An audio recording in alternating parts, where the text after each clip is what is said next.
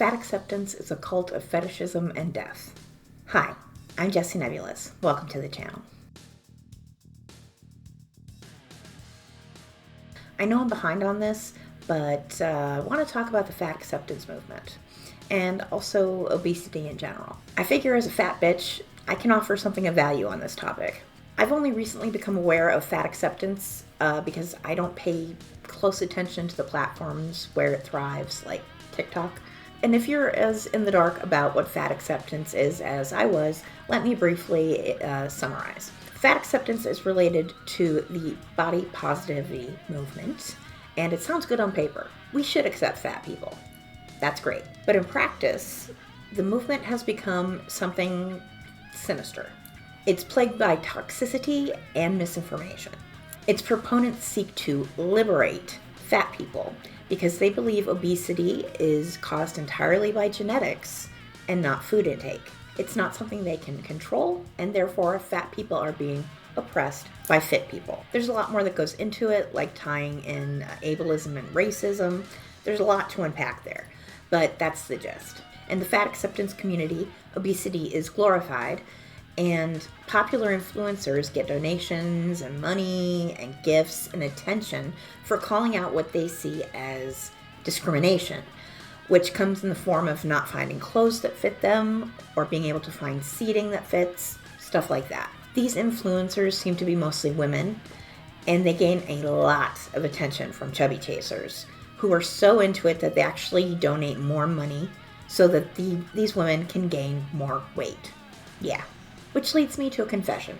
I want to join the movement. I do. It has a dark allure for me. You mean I have to accept no personal responsibility and I'll be rewarded for it? Sign me up, particularly for the male attention. Because I miss it. I do. Most dudes aren't into fat girls, and that's just the way it is. Which fat activists will claim is a form of discrimination. It's not. You can't control who you're attracted to. Sure, they may be fat phobic. If they're one of those dudes with a no fat chicks t-shirt, then yeah, they're probably a prejudiced asshole. But you can't claim someone's a bigot just because they don't want to bang you, okay? It might be true, but it's probably not, and you can't prove it in any meaningful way. So just don't do it. But I do understand the allure of the movement. I really do. It absolves you of personal responsibility and you get rewarded for it. But the thing is, the people cheering you on are literally egging you on to watch you eat yourself to death. That's screwed up.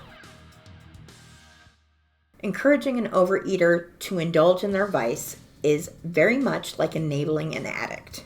In most cases, obese people are emotionally damaged and are engaging in an unhealthy coping strategy that's eventually going to kill them. You shouldn't judge us for that, but you also should definitely not encourage it. Now, sometimes there are medical factors, but it's not as common as people claim. In my case, it happens to be true, and I have some compelling evidence for it. I am disabled by a neurological movement disorder and an autoimmune disease that causes chronic pain. So I don't move well, and when I do, it hurts. I hurt most of the time, all day, every day.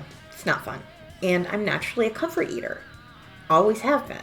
But when you're a comfort eater with chronic pain, it very quickly becomes an issue.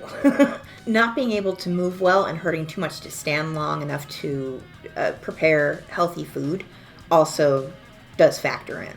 And, add in the fact I was on pain meds that cause weight gain and being super depressed from the isolation of being mostly homebound for 10 years. I eventually inflated to 310 pounds. It happened. And last year, I made a switch in my pain management, and it changed my life.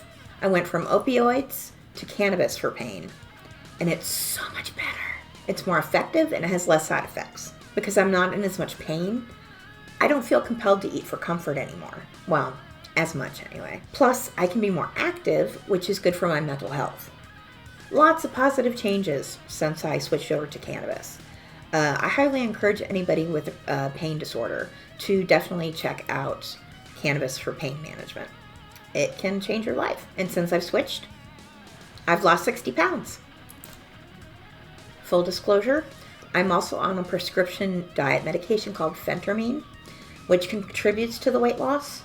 But I was already on that medication when I switched to cannabis, and the weight loss was much slower back then than when it was only phentermine. The combination of phentermine and cannabis is truly changing my life. Only time will tell how much weight I will ultimately lose, but the point is, while sometimes there are combinations of medical factors that can greatly contribute to obesity, there's almost always some level of accountability involved. Because even though I have all these medical factors, the simple fact is I could have tried harder. I didn't because I was depressed, in physical pain, and it was hard. So I gave up to some extent. Not all the way, because I'm not so huge that I can't be mobile even with my disability, but I didn't try as hard as I could have sometimes. And you know what? That's okay. It just means I'm a human being. Flawed like everybody else. Factors beyond my control made something extremely difficult and painful, so I gave up. It's a very human thing to do, and that's okay. What is not okay, however, is to completely reject all medical science, which proves overeating leads to obesity, in order to avoid having to take responsibility for my own baggage. I'm not doing that. I'm not jumping on the fat acceptance bandwagon in order to become an object for feeder fetishists who want to transform me into their sexual ideal, even if it kills me. My life is worth more than that. I'm worth more than that. And what frustrates me the most about people clinging to the genetics alone cause obesity, and I have a medical issue, I swear, nonsense, when they have an emotional eating problem, is that with therapy, these kinds of problems can often be treated to some extent. If you understand how your emotional trauma affects your eating habits, you can take steps to make it less difficult. You'll still struggle to some degree. I do. But you can take some steps to mitigate it. But you can only do that if you admit you have a problem in the first place, which you can't do if you're filling your head with this fat acceptance propaganda. And it absolutely is propaganda. It's misinformation designed to make people believe in something that is simply not factual, and it's done for an agenda. These fat acceptance influencers use very cult-like tactics of bullying, segregation, and intimidation to squash anyone who doesn't follow the narrative to the letter, going so far as to cancel members who lose weight and harassing them online about their looks. A group that demands you follow an extremist ideology and maintain a specific physical state until it literally kills you is a cult. Fat Talk is Jonestown, and they're doing it so they can maintain a lifestyle devoid of personal responsibility that would be otherwise unsustainable for them. Too fat to work? Hop online and jiggle your gut for some creeps with a weird eating to death kink, get donations, and claim to be oppressed. It's easy, and human beings are drawn to easy. But I'm not doing that, if only because I think there are some desires that are too unseemly to be satisfied. And I'm not letting some feeders turn my early obituary into spank bank material. So, is being fat a choice? Not exactly. There are too many factors involved to say that, because cases like mine exist, and genetics do play some role in how hard it is to maintain a healthy weight. But being so morbidly obese that you can't function normally almost always boils down to personal habit, which you can learn to control, at least to some degree. And you can only do that if you admit to having a problem in the first place, which is very much like being an addict in denial. Addicts will always struggle, that's the sad truth, but they will never make progress if they don't own up to their shit. And neither will fat people. The fact you have an unhealthy relationship with food likely isn't your fault. Most of us had messed up childhoods in one way or another that caused us to start trying to fill an emotional void with food. But pretending the problem doesn't exist is all on you, my friend. We all have our flaws. It's just with overeaters, our flaw is visually apparent. It's not a flaw you can hide, which makes it very easy to judge. Because, as we've covered, human beings are drawn to easy. So while fat people need to own up to our flaws and not take the easy route of blaming genetics, fit people need to be more understanding and compassionate about it as well. As someone who has both a medical issue and an emotional overeating issue, I can attest that it is very difficult to deal with either one. Overeating is similar to an addiction because it affects the brain in a very similar way. But unlike with drugs, you can't abstain from food, and completely abstaining is generally the only way to deal with an addiction. Addicts can't moderate their vices. That's the whole point. But if you're addicted to food, you just have to struggle with it, because abstinence means death. So it's definitely not easy. And if someone is overweight, please just cut them a little slack.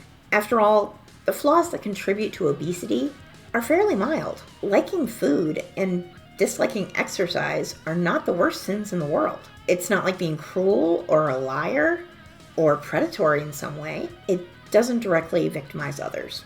And I just think if your flaw were immediately visible to strangers, you'd be a little kinder to fat people.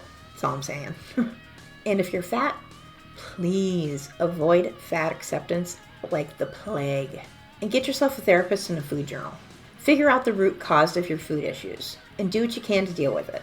It won't be easy, and you will likely never be supermodel thin, but you do have the ability to mitigate the problem and keep it from spiraling totally out of control. And it's okay to fail. Humans fail all the time. It's what we do. It's important to give yourself permission to fail.